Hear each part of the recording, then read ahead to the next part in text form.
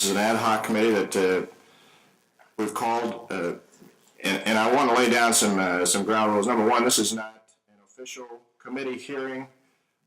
I have no authority here other than to try and be the facilitator for the voice of the people who have come here this morning.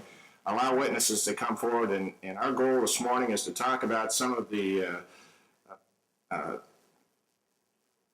issues that we've had in the judiciary. It's not to impugn the reputation of any judges or any of that process. This process is merely to say, is the system working? And then if it is not working, where are the areas that it's not working? And then hopefully come up with some recommendations for some solutions that we can bring forth some legislation that would begin to address those issues. I also want to introduce Representative Mary Liz Holberg is here this morning as well. We've sent out invites to other legislators. There's also committee hearings going on this morning. I've talked to a number of them, and they are committed to these committee hearings. You'll probably see them come in on a kind of an irregular basis as they're able to get here. One of the goals of the committee here this morning is that we would put these recommendations forward, identify the problems that we're having, and then put forth a recommendation that we can put to the other legislators who are not able to be here, and then generate some legislation that addresses those specifically. And then it would be the job of the citizens here and those who are not able to be here to contact your representative and ask them to support that legislation as it goes forward. I also want to just say, this is a great group of people here. I appreciate you taking the time this morning. Obviously, there's points of interest here. The goal is that people would have a voice in this process. We'll see how that goes. We're going to go from 9 o'clock until 11 o'clock. And first 5 testimonies are fairly constructed. We're going to have some testimony. We're going to have, after that, some recommendations for adjudication for some of those processes, and then if we have time after that, then we may take some testimony from the audience itself. Again, I would ask that you not impugn the name of judges. Our goal, this is not a witch hunt. This is not going after judges in particular. This is about the system. This is about, is the system working? If it's not, what's broken? How do we fix it? So with that, we have an agenda, and if you haven't received an agenda, they're on the table here. And please come up and grab one. This is not a super formal get together. However, we want to make sure that everybody's rights are respected here. If anybody feels the need to get up and head out for logistical reasons, please do that. However, if things start to get out of hand, I would ask that those around would take charge. You're out. Can I get some more made? Inside the door. Yeah, that's fine.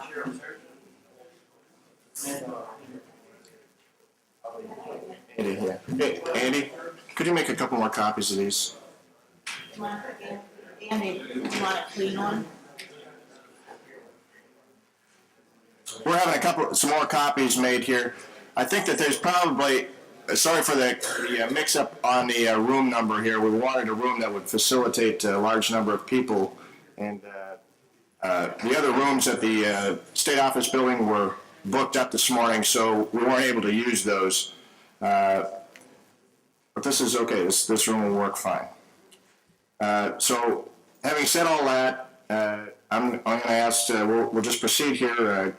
We have Greg Worsel is here to start out the presentations, and let me just say that Greg has been a huge champion for our judicial system and our legal system. He is a gentleman that went before the Supreme Court and argued the Republican Party versus White and opened up the records of the judicial side so that now we as citizens have an opportunity to see how judges ruled on that particular provision.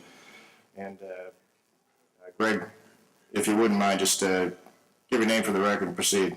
Sure. The name is Greg Worsel. Worsel's W-E-R-S-A-L. I'm an attorney. I've practiced law for 29 years in the state of Minnesota. I was a former candidate for the Minnesota Supreme Court. I was the lead plaintiff in the case of Republican Party of Minnesota versus White, which dealt with judicial elections that went to the U.S. Supreme Court. I am currently a candidate for the Minnesota Supreme Court for the elections to be held in 2010. And I am currently suing the state of Minnesota for additional judicial election rules that were created by the Minnesota Supreme Court after we won in front of the U.S. Supreme Court. They just create more rules, and we just have to churn out more litigation. I was asked today to talk about the judicial system, and I would start by saying the judicial system is out of control. And it's out of control because we have no accountability in the system. There are only two ways to get accountability into the system that I can see, and the first is elections. And the election system we have does not work. It doesn't work for a variety of reasons, not the least of which is the word incumbent on the ballot.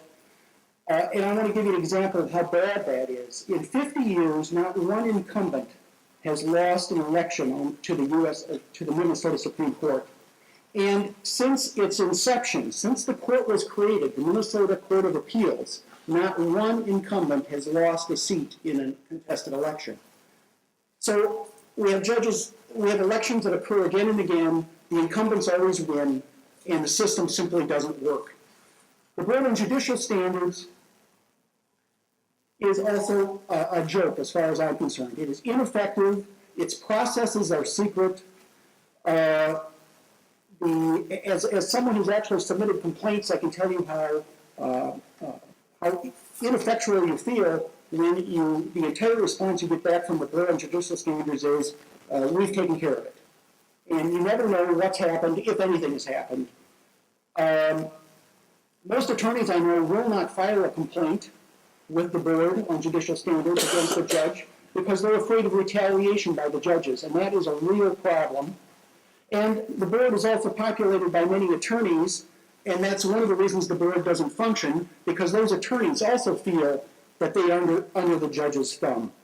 And because we have no accountability, and we haven't had accountability for years, we've got a growing problem. The problems are judicial incompetence, judicial abuse, and maybe judicial corruption.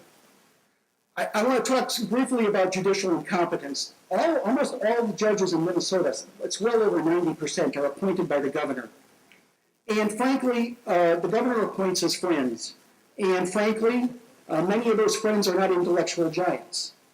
And so we have a lot of mediocre judges. What that means is that we have an instance, for instance, we have the Minnesota Supreme Court, where not one judge on the Minnesota Supreme Court has been a prior trial court judge, district court judge, prior to their appointment. They have no experience on the trial courts. Yet all the cases they're getting before them, they're reviewing trial court decisions. So it just doesn't make any sense, the system we've got.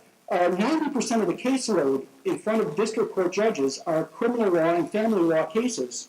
And yet many of the governor's friends are corporate lawyers who've never handled a criminal or divorce case in their lives. And that incompetence is then reflected in their decisions. Judicial abuse is the second problem. It takes many forms. And I'll again just give you a couple examples because I know there are going to be many speakers who are going to talk directly about judicial abuse in their cases. But I want to explain a couple of the cases I've seen. The state, several years ago, the legislature created sentencing guidelines. I've practiced criminal law for 29 years, and I'm going to tell you that the sentencing guidelines are commonly ignored in our courts. Another problem is bail guidelines. Just a few years ago, several years ago, the legislature created a rule that said that repeat DWI offenders had to either be given $10,000 bail or be put on an alcohol censor. Yet you can go into courthouses throughout the state and find that that rule is ignored. So what happens is that... Excuse me, did you say the legislature created a rule? Or are you saying it was a law? The legislature created a law. Okay, Excuse me, thank a you. law. And then, let me give you an example of what happens. The best example is out in Wilmer. The prosecutors in Wilmer looked at the court rules and they said, well, look, we've got a right under the court rules to strike a judge from hearing the case. It's in the rules. Supposedly everybody should be able to do it. So they had a certain judge there who wouldn't follow the guidelines for either bail or an alcohol censor on repeat DWI offenders. So they would routinely strike that judge. You know what happened? There was immediately an action, and the Minnesota Supreme Court was threatening the county attorney's office that with sanctions, that if they continued to persist in filing to strike that judge, that they were going to go after the attorney's license. Now, what we have is the judiciary telling the executive branch, because the county attorney is part of the executive branch, how they should handle their office. And this is a threat to the people of Minnesota, because if we don't have effective county attorneys, we're going to have problems. I'm sorry, Mr. Worsel. Let me just get clarification. So the county attorneys said that the judge was not issuing accordance to guidelines and they were striking him from the list, and then the Supreme Court came back and basically said you can't do that or we'll come against his license? They'll come against the attorney's license, the prosecutor's license. That's correct. And again, the court rules say you can strike a judge without giving a reason. The prosecutor does not have to give any reason to strike a judge, just as the defense have a right in a criminal case to strike a judge without stating a reason. But again, because it was obvious that there was a pattern, they went after the county attorney. And again, I think this is an abuse of judicial power. Judges have the power to arrest people and throw them in jail. And I still remember to this day in Hennepin County watching a judge who ordered the bailiff to go outside and arrest construction workers who were doing work on the court building. He felt that they were being too noisy. He had earlier sent the bailiff out there to tell them to knock off the noise. Well, they're using jackhammers for they're trying to do a construction job. That's why they're there. The judge had the bailiff go out, arrest them, bring them in, and he threatened to hold them in contempt if they continued to make noise. Now, we don't hear about these problems because as an attorney, who's going to file this complaint? The attorneys are scared to file these complaints. My point to you is judges have enormous power. I have seen judges who are prejudiced, female judges, one, who hates men. It's quite obvious if you've ever been in front of her. I have seen judges who are sexist, men who demean women who appear in front of them, especially women lawyers. I have seen judges whose every other word was a four-letter word that I can't repeat here. I have heard of judges who have changed court transcripts to hide their abuse. Now, that's the kind of abuse we're talking about, and again, others are going to give other instances of that. But we've got the final category, which is judicial corruption. And I want you to understand, I kind of doubt that anyone's going to say that today, specifically, they can point to an instance of judicial corruption.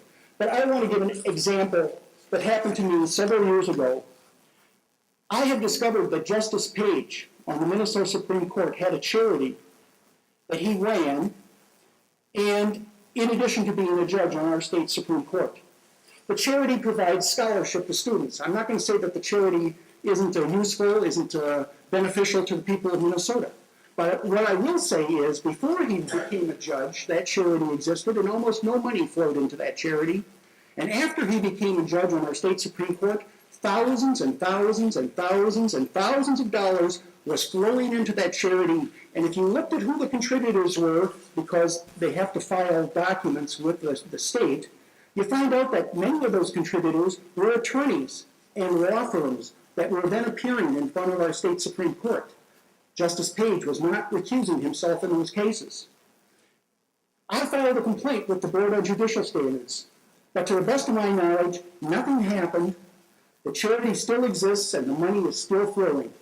There was one change made. Justice Page was actually filing on behalf of the charity documents with the board that governs charities in the state, and he was signing at the bottom who was getting how much money. So it was obvious he knew who was getting thousands and thousands and thousands of dollars. After my complaint, he was no longer signing those documents, but the thousands of dollars were still coming in, and for all I know, he's still able to make requests for that money, etc. This is something that needs to be investigated.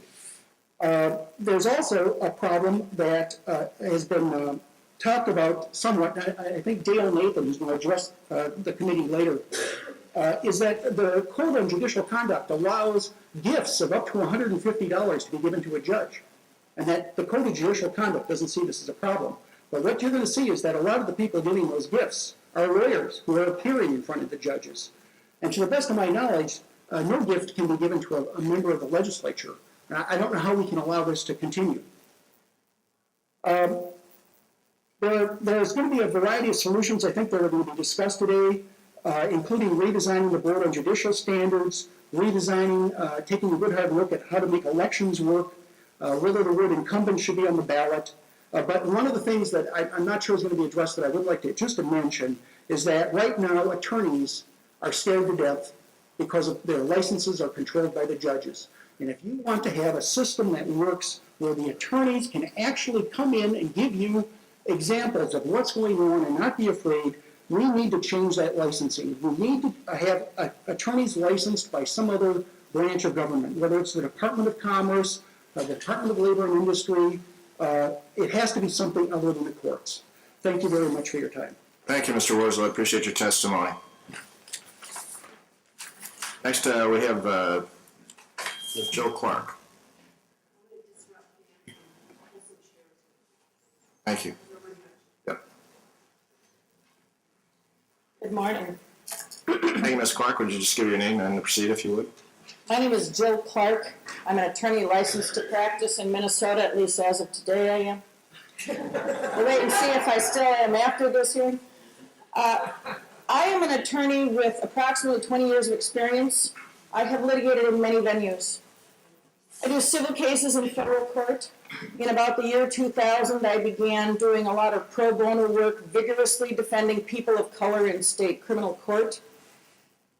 Frankly, I could not believe the way I was treated by numerous judges when I began to vigorously defend African Americans. That list is so long, I'm going to leapfrog over it, but I want to let these members who took the time to come here today and listen to, obviously, many people with concerns, let you know that I am available later. You can call me, I can come over, we can chat. I have numerous documents. I have a lot of knowledge. I want to start by saying that there are many good ethical judges. In no way do my comments today impugn the entire bench. There are judges who care, there are judges who are moral and upright, and there are judges who will do the right thing with pressure from other judges to do the wrong thing. Those people know who they are. They don't need my laud and praise, but I want to acknowledge them. There are numerous problems in the judiciary. I, so to speak, retired in the year 2000, and my motto was kind of, the way that comedian used to say, take my wife, please. If I got under pressure, felt under pressure, I'd say, take my license, please. Put me out of my misery. Keep me from practicing law anymore. But the notion in my head was I had created a platform of freedom for myself, because if I didn't fear them taking my license, I didn't fear them. And I began to be a lawyer who would speak out with due diligence about the facts and due diligence about the law, but nonetheless speak out on behalf of my clients who are encountering problems with the way that the judge was handling the case. These things took many different shapes and sizes, these problems.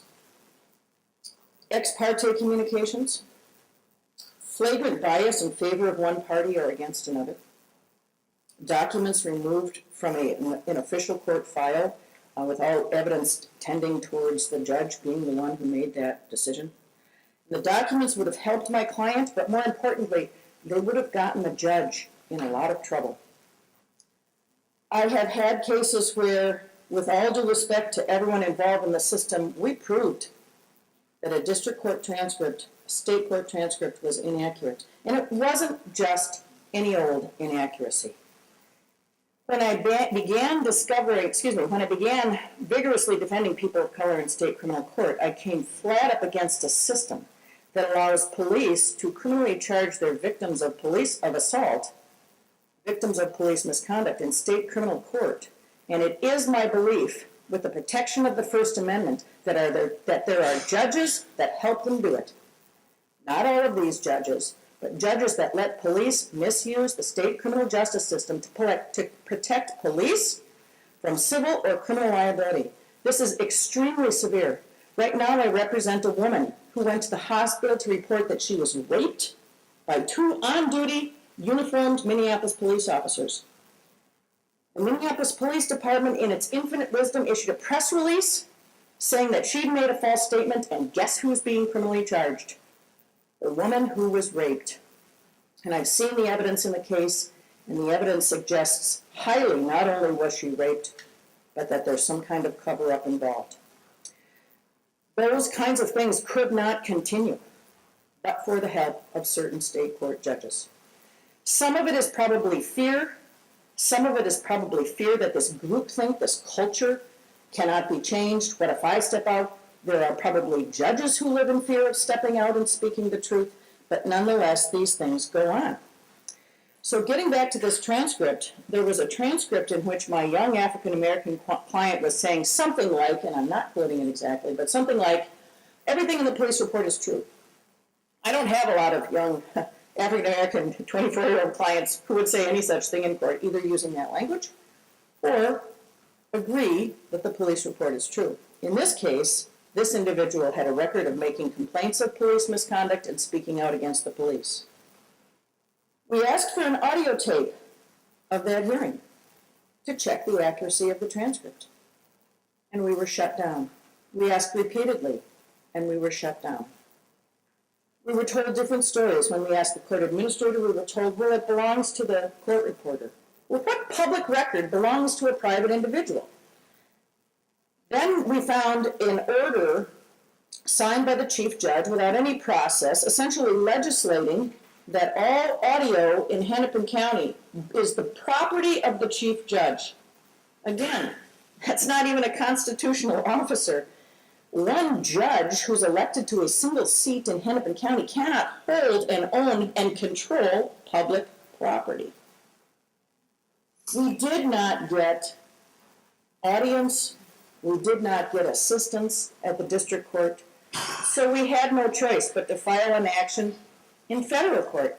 This is not the preferred course of action. The federal courts really don't have time to clean up the problems with the state judiciary, but we determined that it was our only avenue at the time.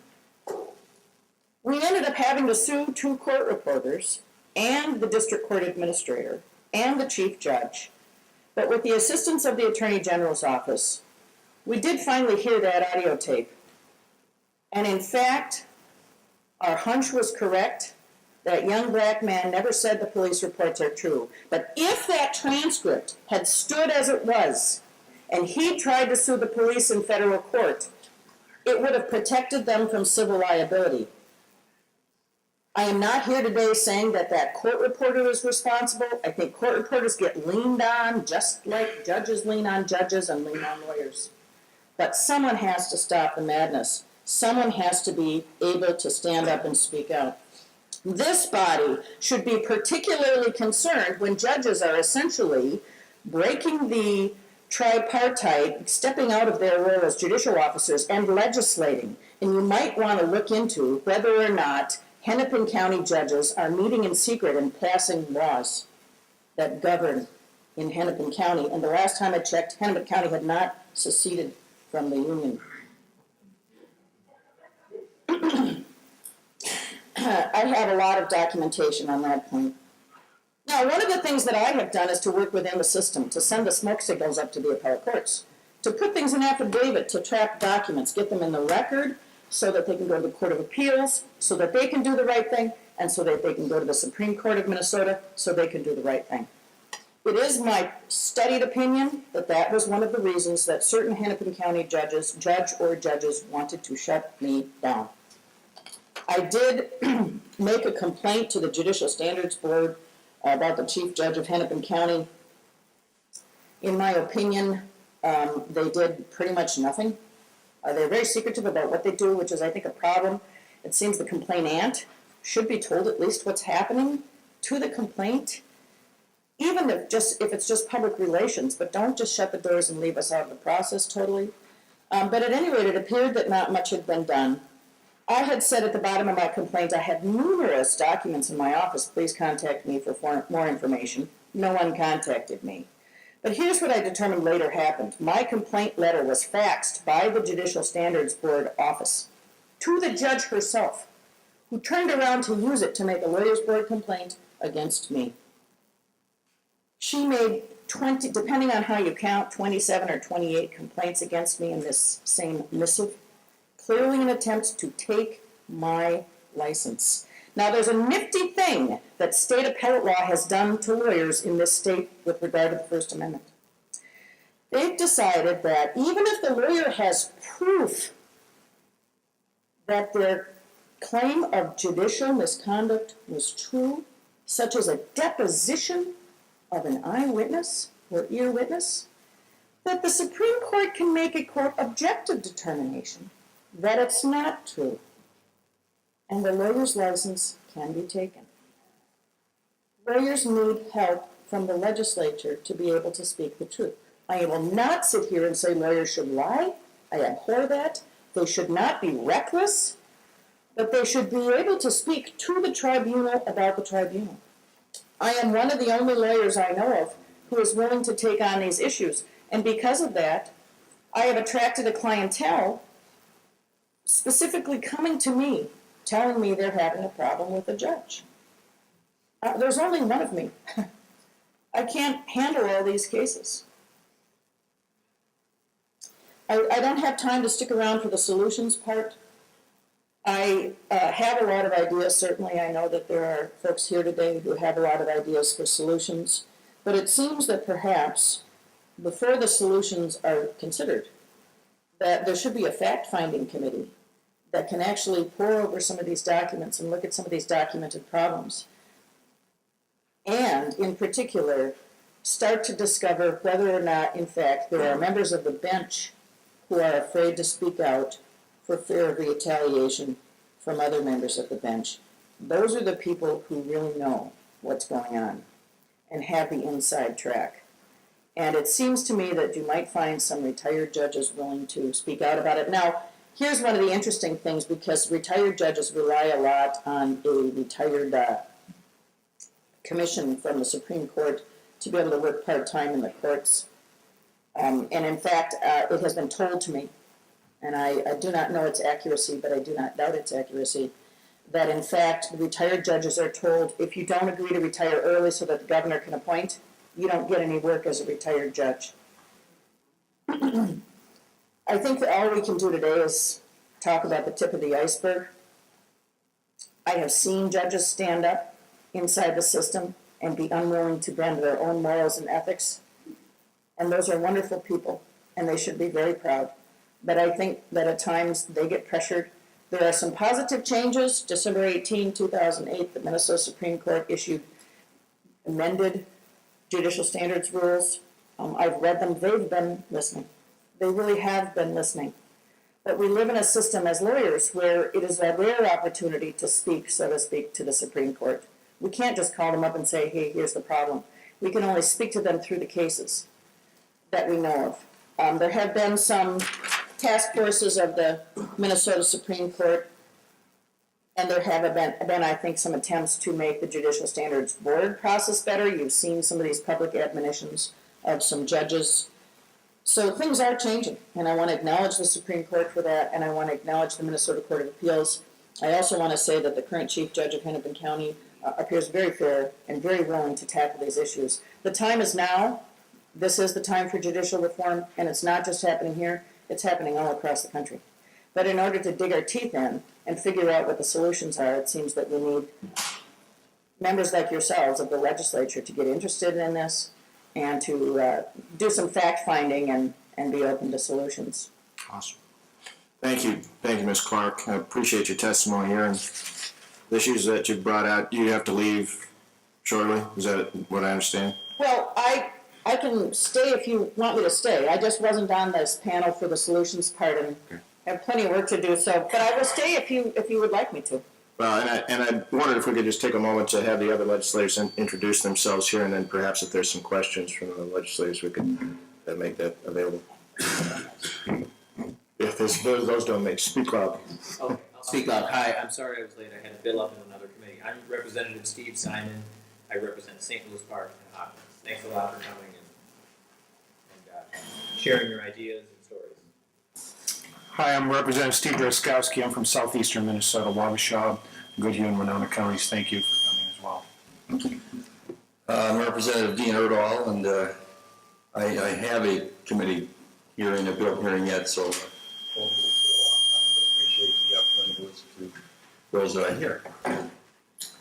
And you know, if you do have any questions for the people as they are up testifying, please feel free to do that. This, again, I'm going to say that this is not a formal condoned hearing. This is a opportunity for people to get together and hear some of the cases. And my goal on this is just what's going on here is that we would be able to hopefully identify some of the shortcomings that we have in the judicial side, some of the conflict, bring those forward, and hopefully take some legislative action to hopefully rectify some of that situation. And again, this is not a body that is going after judges per se, but hopefully to try and improve the system. And any questions from Ms. Clark? Okay. Thank you so much for taking the time to come this morning. And if you do have, any of the testifiers, if you do have packages that you want to leave, we'd welcome that, and we can use that as kind of a base for moving forward here. Your Honor, I'll leave some of my cards here, and if he's an honorable, they're laughing at me. I'll leave some of my cards here. You know, my problem is I have so many documents you wouldn't have wanted me to roll a truck in here today. I mean, lawyers generate huge amounts of paper. But what I'd be happy to do is to target some areas and then reproduce copies so that it's a manageable amount of documents. The last thing I'll say is I hope that this is not viewed as a partisan issue.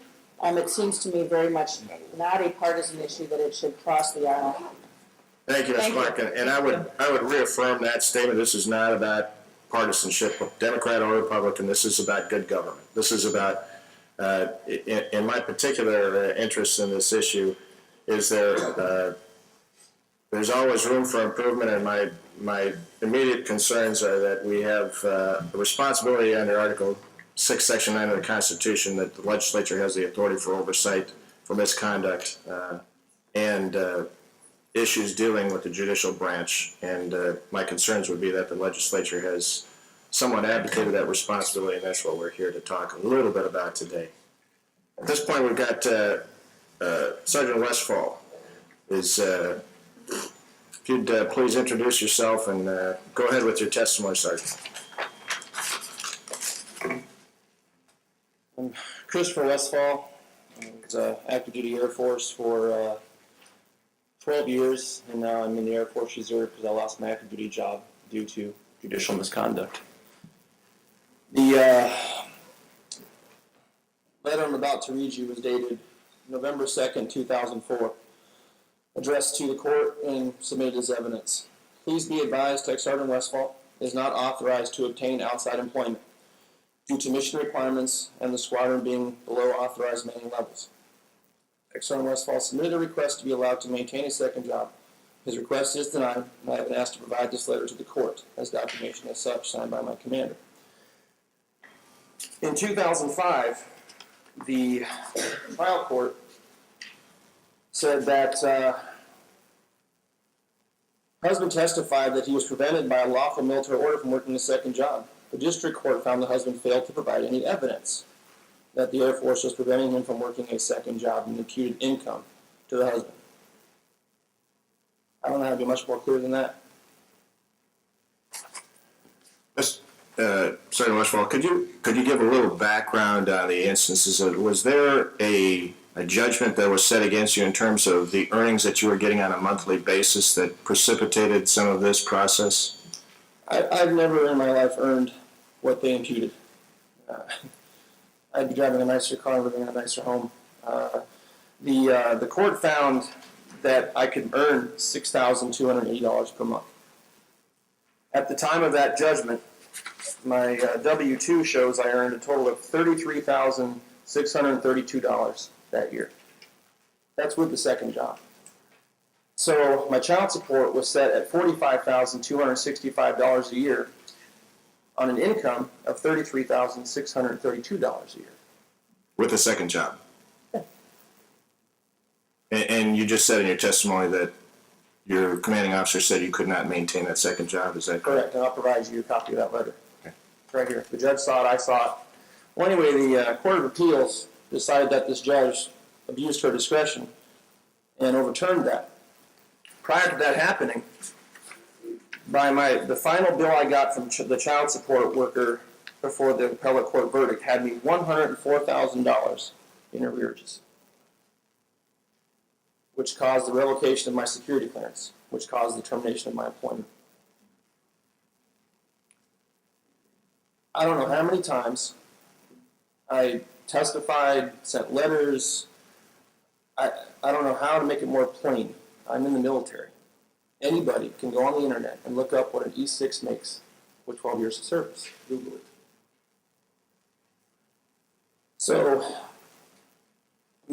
I knew that it would get corrected. It did. Problem is, I'd say $23,000 in attorney's fees to get that judgment, and $55,000 in attorney's fees to correct it.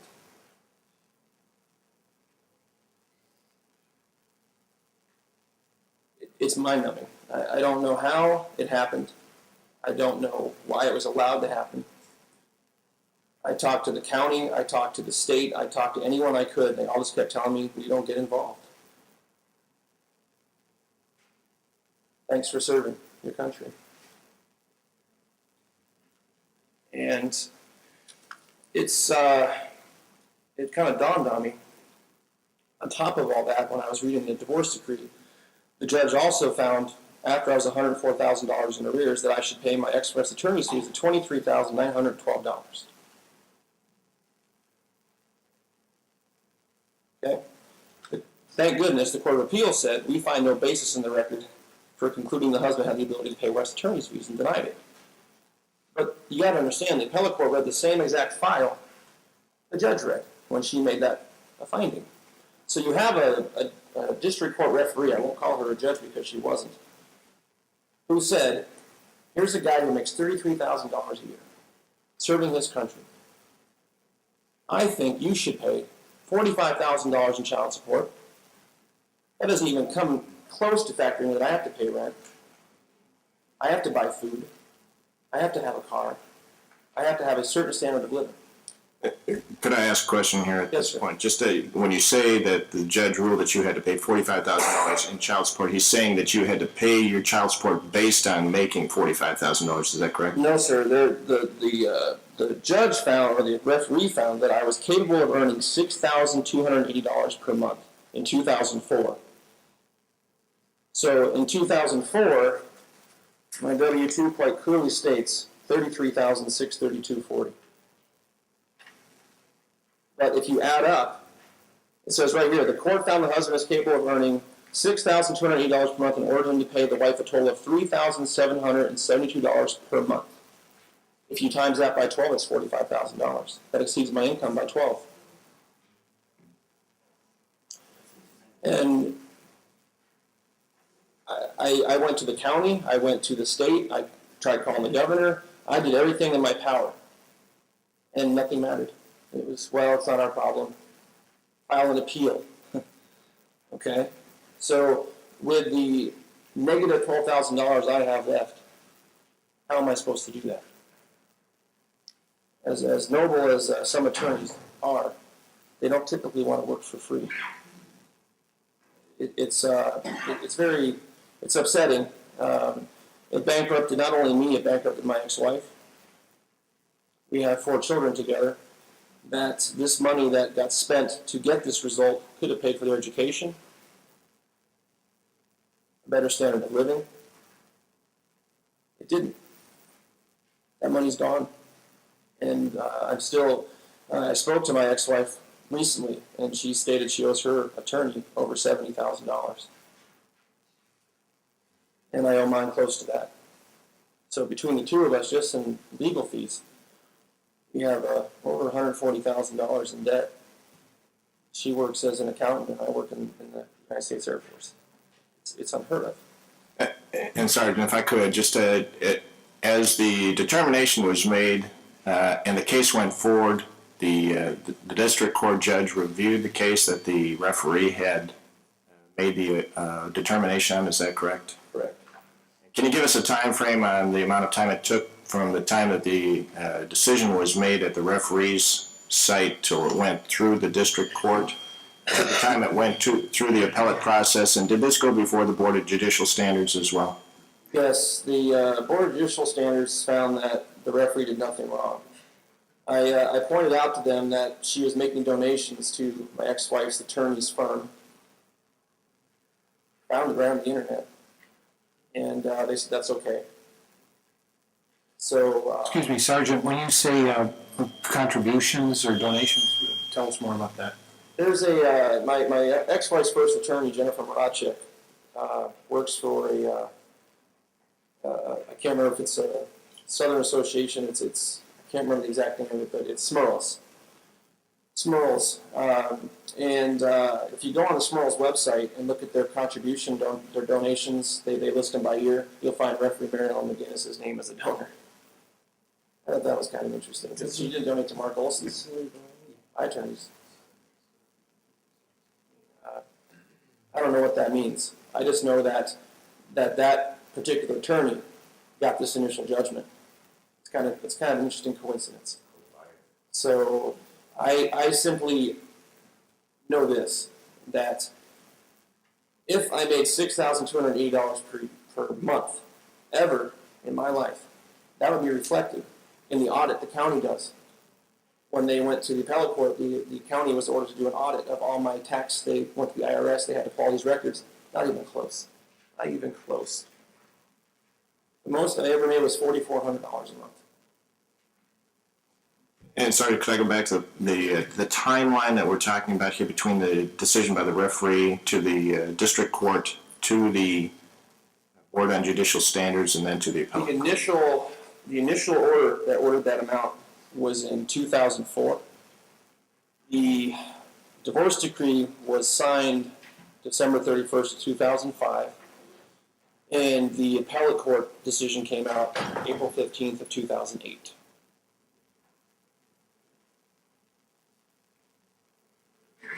And at what point did you appeal to the Board on Judicial Standards? 3 separate times, 2004, 2005, and 2006. And then I just gave up. It's pointless. It's, in my opinion, I don't know if it's that they're pointless or if it's the rules that they. Some people I talked to seem empathetic, but basically said if the judge didn't, they just don't have any say over a judge saying. Because basically, according to them, she could have said I could earn $10,000 a month. That's fine, but their attitude is, well, appeal it. I'm just trying to make you all understand that that's not free. To file an appeal is expensive, very expensive, and I'll be paying that off well into my golden years.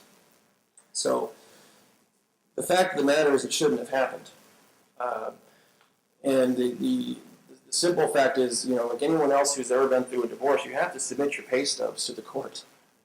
I did that. You have to submit your tax returns to the court. I did that. You have to submit your W-2s to the court. I did that. And somehow, out of my $33,000, this judge said, "Well, I see $6,200 a month." It's unreal. It's something that I hope that out of this committee someday, that something as simple as an income determination, that they can never do that again to anybody, and just look at you and say, well, you're a good guy, I think you could earn $7,000 a month. Fact is, you can't. Fact is, when I was working a second job, I was living in the home with my ex-wife. Well, now I'm not. Now I'm living in my own home, and I have every other weekend visitation. I was working my second job on the weekends. This is simple math, people. Even if I was able to work a second job, what am I supposed to do? Refuse to see my children?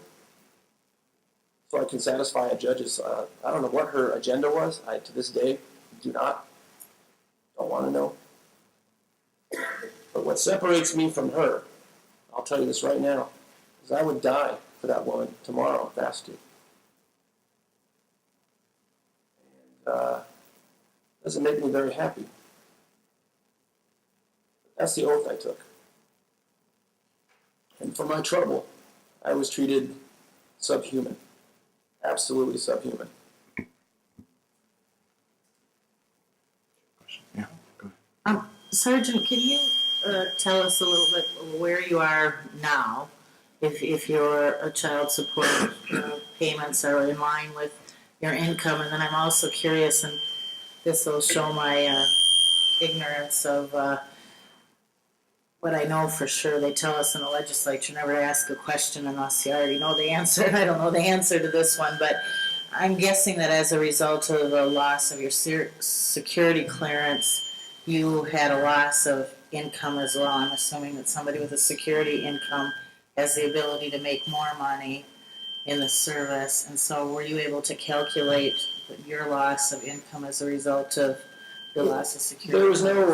There was no loss of income per se because I was able to find a job in the Air Force Reserve. And when the appellate court verdict came down, the Air Force Reserve saw that and everything had been reversed. So my child support went from $3,700 a month to $1,523 a month, which is exactly what it should be and which should have been all along. So I have no arrearages now. They garnish it right from my paycheck, perfect. So the where the loss of income comes in, and where my ex-wife and children lose, is I was made ineligible for promotion. Can't be promoted without security clearance. So I was not allowed to test for the rank of E7. So the rank of E7 is $1,000 a month more in income, and they just don't get it. So, and I could have told more people what they were doing to me. So instead of keeping me in court for the last 4 years, it got turned on to me that I was the one doing it. Well, I don't know how that's possible. If you would have been fair in the first place and just said, an E6 in the military only makes this much, child support is set at that amount. But it didn't matter. It was, well, but I have this, and I need this, and I need... I don't think that people understand. When you split a home, you have one family paying one mortgage. Makes perfect sense. Then you take one person out, which is 99% going to be the father. There's nothing. It goes on his back. Guess what? He has to buy a bed. He has to buy dishes. He has to buy... I mean, it's unreal. It doesn't get factored in. I didn't just get kicked out of my house and my ex-wife said, well, here's a couch, here's half of our bed, here's all the pots and... I didn't get anything. I got nothing. I got a pillow and some clothing. A couple Air Force awards, nothing else. And with that, I'm supposed to rebuild my life. Seems very fair to me.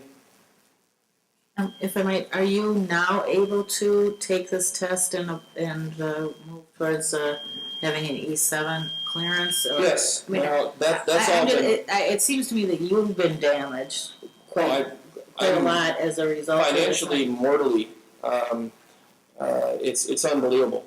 I couldn't get a credit card if I wanted to. All of that debt I read to you about earlier, the back, all that child support debt was on my credit report for 3 years. You want to know what people say to, me and my wife went to buy a house in Rosemount, and the mortgage officer looked at me like I was the scum of the earth. He pulled my credit, was like, you owe how much in child support, you piece of... Oh, there you go. Perception's an interesting thing. The Air Force Reserve is fine because I have my security clearance. I can only tell you this, the last year in the Air Force that I spent active duty, I spent at least 1 day a week in my commander's office hearing not so nice things about myself.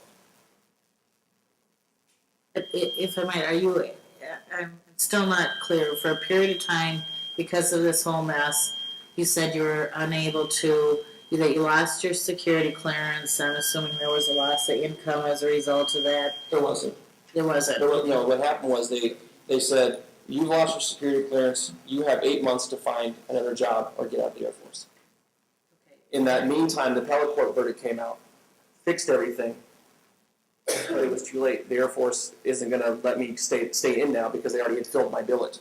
I was already slated to leave. Someone else was already slated to come in. I have to go. So now I was left with, what do I do? So I went to the Air Force Reserve and they hired me. So there was no loss of income. However, if I wasn't able to find that job in the Air Force Reserve, then of course there would have been. It would have been catastrophic. And at this point, are you able to test for that E7? Correct, I am now. That will happen in a couple of years. The final thing that I'll talk about before I leave is being in the military, I have certain protections from the federal government. Absolutely. Soldiers and Sailors Relief Act. I had filed that motion. I was not able to attend my final divorce hearing due to work requirements. I was the only person at work. Everyone else was sent away and left me there by myself. Okay. Yeah. So the court was notified and said that they declined to afford me my rights, but that decision is not theirs. The law was amended by President Bush in 2004. And the old law had stated that it was up to the court to determine if a stay was to be granted. The new law said a court must grant a stay for at least 90 days upon request. Didn't matter. So I'll just tell you this. I got half of nothing. I got nothing out of the sale of my home. I got no property from the home. I got nothing. All I got was debt. So that happened because the judge said I didn't show up. So my ex-wife gets what she wants. It's a default, in a sense. But I couldn't show up. The judge was told I couldn't be there. This seemed to perplex even the appellate court. Well, how do we know the person who signed the letter was his commanding officer? My lawyer's argument to that was, well, really, his commanding officer is the president. A letter from him? I mean, they will always find an angle. Bottom line is, I'm not here to complain to anybody. I am very, very, very happy. The one thing the court cannot take is who I am. They will never get near that. I've seen it take other people down. I couldn't be happier, everybody. I mean that, sincerely. I have a beautiful wife. I have 4 beautiful children. I have a relationship with my ex-wife now. That wasn't possible 4 years ago. It took this experience to open people's eyes. And the bottom line is, I'm not alone. My story, I'm sure there's worse. But nonetheless, my story is true. I didn't talk about my opinions today. I talked about what I have in the file, what's on paper. I'm going to survive this. It has a lot to do with the military. The training you get kind of numbs you to these things. I've seen worse things in my 14 years. Not everyone has that coping mechanism. I think that when you look at the totality of that, and you maybe in a quiet moment think to yourself, what would happen if you went home tonight? I told you you could never come back and see your wife or children ever again until some judge said you could. How that would make you feel. And then start to apply that to the people you know. Some people fly off the handle, some people start to wonder, there's cause and effect to this. I'm thankful for the support of my father who's here today. His late 60s, should be retired, and unfortunately he's been helping me pay the rent for the last 4 years. Tim, Kinley, Troy Moldy, Representative Severson, tremendous moral support. Without it, I don't think I'd still be in the Air Force Reserve. Because, quite honestly, you get to the point where you don't want to work anymore. I don't want to work for free either. Selfish, but I work hard. So, thankfully, the Court of Appeals saw reason. It's $55,000 more that I had to mortgage myself into to obtain. I just see this as being such a simple matter. I never had the ability to earn that kind of money. And even if I did, if I was giving my ex-wife $4,000 of that $6,200, how the heck am I supposed to pay for that? It's just not conceivable. Appreciate your testimony, Sergeant. Thanks, And you've got the paperwork statements there if you'll make those available as well. And I think the next person I've got testifying